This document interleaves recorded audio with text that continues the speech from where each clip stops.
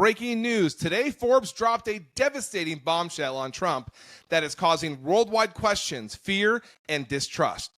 This is Jerrod Zisser coming to you as a veteran and a concerned American with today's news. But before we get to the bombshell, we've got some breaking news from the Supreme Court that you need to hear. We have breaking news. The Supreme Court has lifted a temporary nationwide injunction that had blocked the Trump administration from banning transgender people from serving in the military. The nation's highest court ruled along party lines 6-3 to reinstate the ban while the litigation continues in lower court. This was one of the first actions taken by the president following the start of his second term. A district court judge blocked the policy, calling it, quote, de facto blanket prohibition on transgender service. The court's 3 liberal judges said they would have kept the policy on hold. CBS News legal contributor Jessica Levinson joins us now. She's a professor at Loyola Law School in Los Angeles. Jessica, break down this decision for us. What more do we know? I think you were very clear in the sense of this is about the Supreme Court saying that injunction can be lifted, meaning the ban can be implemented for now. This is not the Supreme Court having heard robust oral arguments, having received briefing. The Supreme Court is not ruling on, in brief, the merits. The Supreme Court is just ruling on whether or not the ban on the ban, meaning the injunction, could stay in place while this case plays out. And the court here, 6-3, apparently along ideological lines, is saying that that ban can be implemented while the case continues to play out. We should also note that there's another case in D.C. where a district court judge implemented a preliminary injunction. The appellate court in that case, the D.C. Circuit Court of Appeals, is hearing arguments about whether or not that should become a permanent injunction. So I just want people to know this isn't the final word on this particular executive order. And so you mentioned as this plays out in the lower court, what does that look like?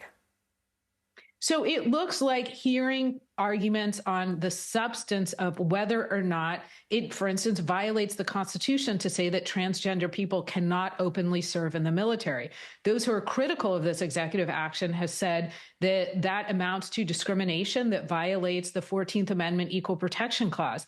Others, like the Trump administration, have argued that transgender members of the military create threats in the military, that they could undermine the ability of the military to do its job, and that judges owe the executive branch deference when it comes to military decisions. This is really concerning, and it should worry everyone. As someone who served in a combat zone twice, I feel that as long as someone can do their job, it shouldn't matter how they identify. And now, to our devastating bombshell on Trump. Take it away, Brian.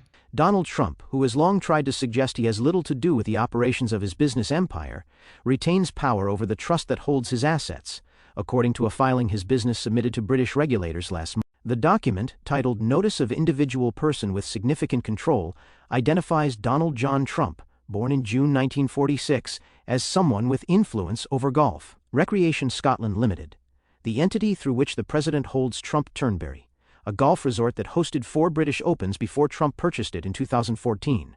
A more detailed section of the filing, labeled Nature of Control, specifies that the person has the right to exercise, or actually exercises, significant influence or control over the activities of a trust. The Donald J. Trump Revocable Trust holds Golf Recreation Scotland Limited, and via a web of additional entities, virtually every other asset in Donald Trump's empire. By stating that Trump has control over the trust, his business appears to admit that Trump maintains a grip on his entire empire. The Nature of Control section goes on to describe the role of the trust's designated trustee or trustees during Trump's first term, his son Don Jr., and Executive Alan Weisselberg, with Eric Trump serving as chairman of the advisory board of the trust. The trustees of that trust, in their capacity as such, have the right to exercise, or actually exercise, significant influence or control over the company, the document says. Or, in plain English, Trump delegated authority while retaining ultimate power.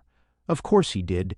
In early 2017, after Trump promised he would not talk about his business with his heirs, first son Eric Trump told Forbes that the president would receive financial updates probably quarterly.